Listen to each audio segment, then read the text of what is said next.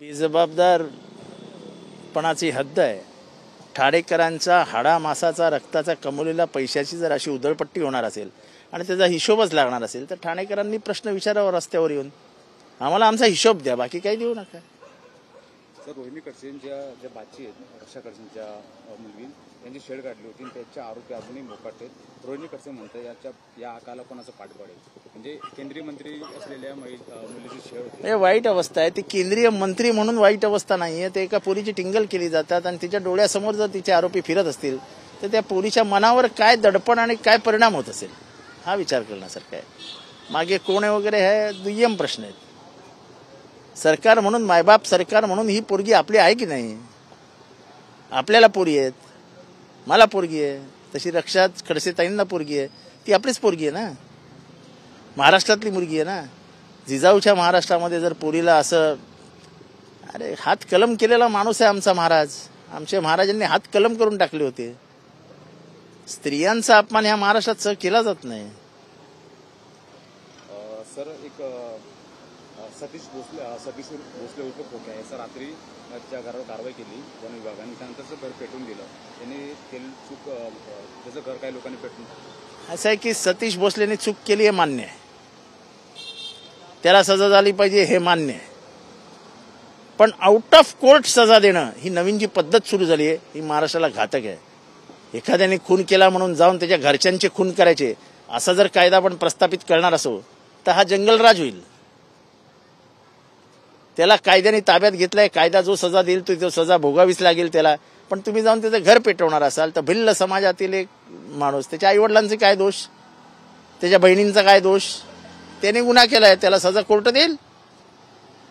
पण म्हणजे आम्ही कायद्याच्या बाहेर जाऊन सजा सुनवू, ही जी रॉबिनहूड परंपरा सुरू करण्याचा जो प्रयत्न सुरू झालाय हा अत्यंत धोकादायक आहे। उद्या आज हे त्याच्यावर आलंय, उद्या हे तुमच्यावर येईल। सर, माणिकराव कोकाटे यांना अपात्र ठरवण्यात आलं तर निवडणूक होईल आणि त्यासाठी मोठ्या, हे कोर्टाला काय करायचंय, निवडणूक होईल का नाही होईल? त्यांनी चोरी केली आहे, त्यांनी खोट्या सह्या केल्या आहेत, त्यांनी महाराष्ट्र शासनाला फसवलंय, ही फसवणूक कोर्टाला मान्य आहे का? तुम्ही पैशाची काळजी काम करण्याचं काम कोर्टाचं नाही आहे, कोर्टाने नाही तिथे लक्ष घालू नये। त्यांनी गुन्हा केला की नाही एवढं महाराष्ट्राला सांगा। तुम्ही स्वतः म्हणता पहिल्या जजमेंटमध्ये की चोरी केली आहे, ही चोरी लपवता येत नाही, त्यांच्यासारख्या जबाबदार माणसाने असं वागता कामा नये, आणि आता तुम्हाला अचानक खर्चाचं सुचलं, खर्च काय कोर्टाच्या खिशातनं देणार आहेत का? तर महाराष्ट्र विशेष सुरक्षा अधिनियम कायदा, त्या कायद्यात जनतेची सुरक्षा नाही, कायद्यानंतर काय म्हणतात? महाराष्ट्र आणि देशात 2-3 कायदे येत आहेत, हे अत्यंत शांततेने महाराष्ट्राने ऐकावं। या सगळ्या कायद्यांमध्ये एकच आहे की तुमचा आवाज बंद करण्याचा प्रयत्न होतोय।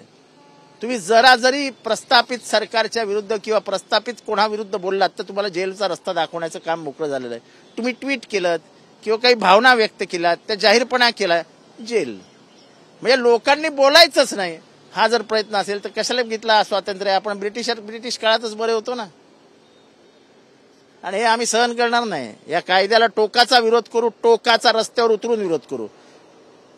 ते नवीन जे बिल येत आहे केंद्रामध्ये प्रेसवर येत आहे, आणि हे जे बिल आहे नक्षलवाद असं नाव देत, हे फक्त लोकांच्या, विरोधकांच्या विद्रोहाचा आवाज दाबण्यासाठीचा सरकारचा हा घाणेरडा प्रयत्न आहे।